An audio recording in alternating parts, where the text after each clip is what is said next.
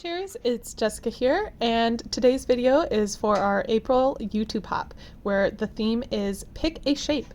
So I decided to pick squares, and I am starting by taping off this grid. I'm using frog tape because it won't let any paints or mixed media that I add inside of these squares overlap, and I'm working off of some Vicky Bouton Foundations paper.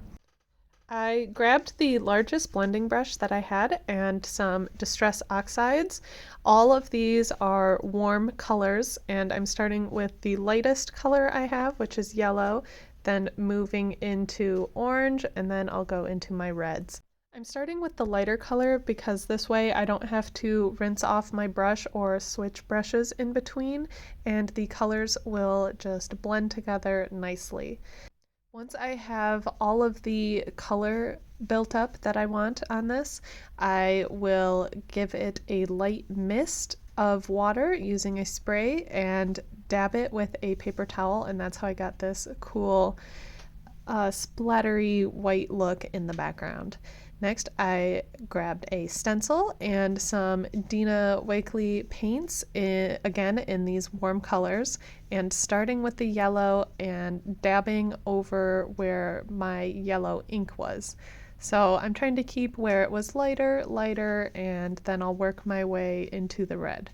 And same how I did with the blending brush, I'm also doing here where I'm not switching my brush in between each color. I'm just really letting the colors blend, and that's something that I can do because all of these colors are right next to each other on the color wheel, so even if they blend, they're not going to make a gross color like how they might if they were on opposite sides of the color wheel.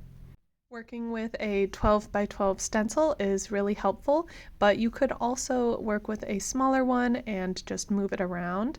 After this layer, I will do another layer with a stencil, so you'll see how that works too. And because I already have some definition from the grids that I taped off, I am not super worried about it getting messy. Actually, I'm trying to lean into the messiness and really play with it, add a lot of mixed media, and you'll see at the end how it turns out. To tape off these grids, you could really math it out and have a good plan, but I went with what I thought looked good enough. You could see at the start where I began measuring it out, but then I didn't want to do the math. So I think my squares looked pretty good though. Now I'm going in with some Distress crayons because I wanted to add some scribbly looks, and that's what I'm doing. Again, I am putting the colors where they are on the ink, so the yellow is going over some yellow, orange over orange, and really just scribbling around. I also grabbed this other stencil and I tried to see what it was like going over it with my finger, and it wasn't great, so instead I am dabbing some of this pink color on with a paper towel, and I liked the texture of that even better. I'm adding another layer of splatter. I already added black splatter and now going in with white. And now it's time for the final reveal.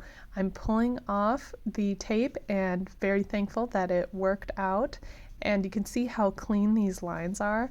I think it's very satisfying. I was also thinking, because I'm turning this into a layout, but you could also do this on a canvas, and this is a work of art. I would definitely hang this up in my house. So that's another project you could try. I had a little bit of spillage off of one of the corners, so I just fixed that up with some white acrylic paint. And here now I'm putting in my photos. I grabbed these acetate sheets because I wanted something that was organic to layer over this as an embellishment, but I definitely didn't want to take away anything from these mixed media squares that I painted, so these acetate pieces were perfect. If the faces aren't your thing, there are also flowers and a bunch of other shapes that you could do this technique with. My favorite way to stick on these transparencies is just to staple them on. I like the look that the stapler gives them, and then I don't have big glue globs anywhere. If you don't like the stapled look, you could also stitch them on, and I think that would be pretty cool. Or you can do the big glue globs, but just make sure that you're using a clear matte glue, and it should be fine. I've done that as well. These photos that I'm using are from when I was in an iron pour, and that's what really got me going with these red colors. I was trying to pick up some of the fiery molten lava look, and I'm really happy with how that turned out.